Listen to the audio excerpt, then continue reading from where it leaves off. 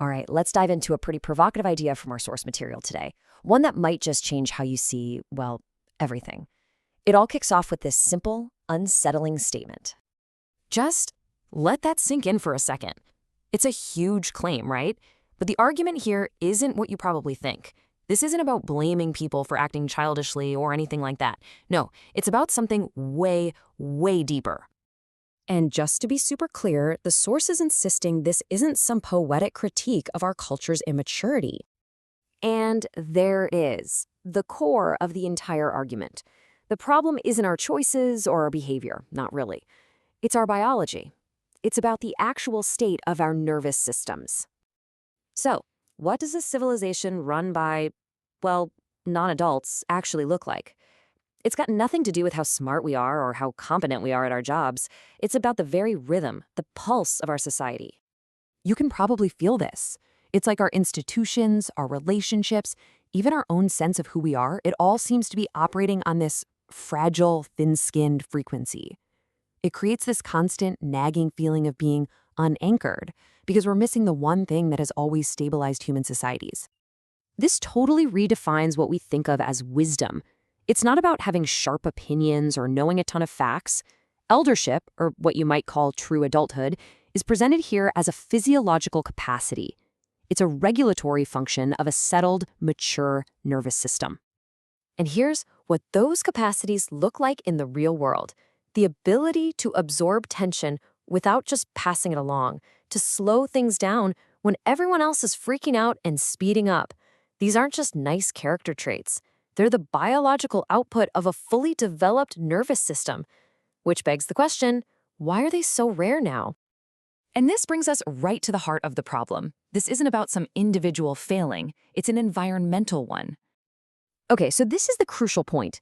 Humans aren't self-developing organisms. We need a very specific environment to mature properly. And according to our source, we have systematically dismantled that environment. These right here, these are the missing nutrients. Things we've come to see as inefficient, like boredom, which is actually vital for internal reflection, or intergenerational life, which gives us living, breathing models of how to be regulated. These things are described as essential for a nervous system to mature, and modern life has basically eliminated them in the name of speed and convenience. And here is the stark, unavoidable consequence. When you take away the ingredients needed for growth, you don't get maturity. You get a whole population of people trying to handle adult life with the reactive, unregulated nervous systems of adolescence. Now that vacuum, it didn't stay empty.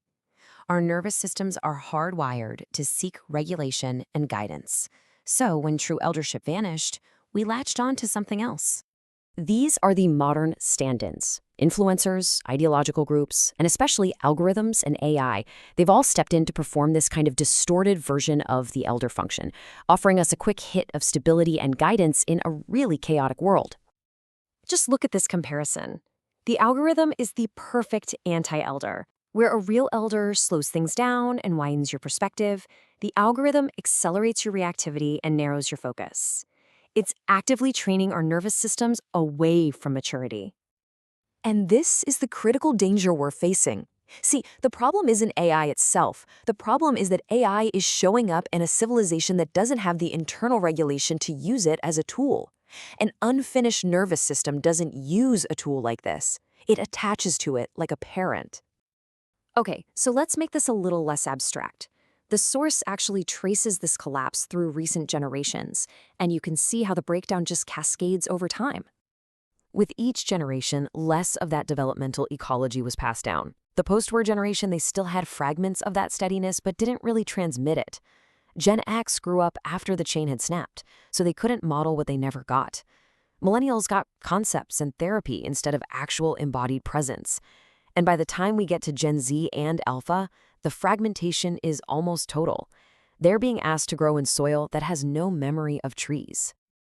And this is the fundamental law of what the source calls developmental physics. You just can't pass on a patience you never received yourself.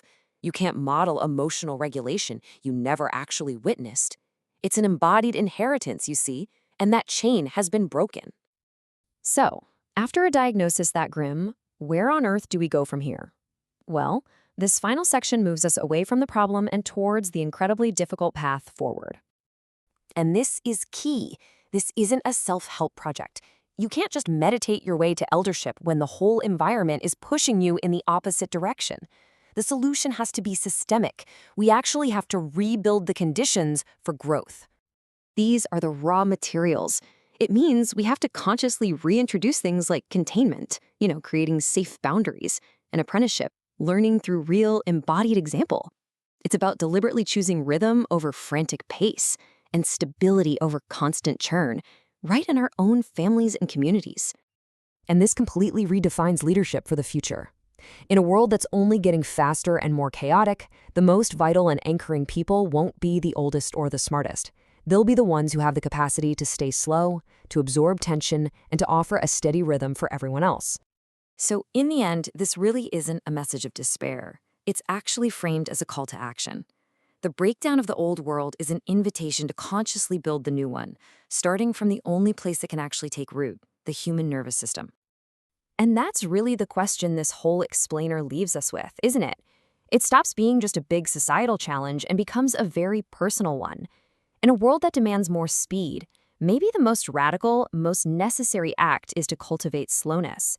What does that even look like for you?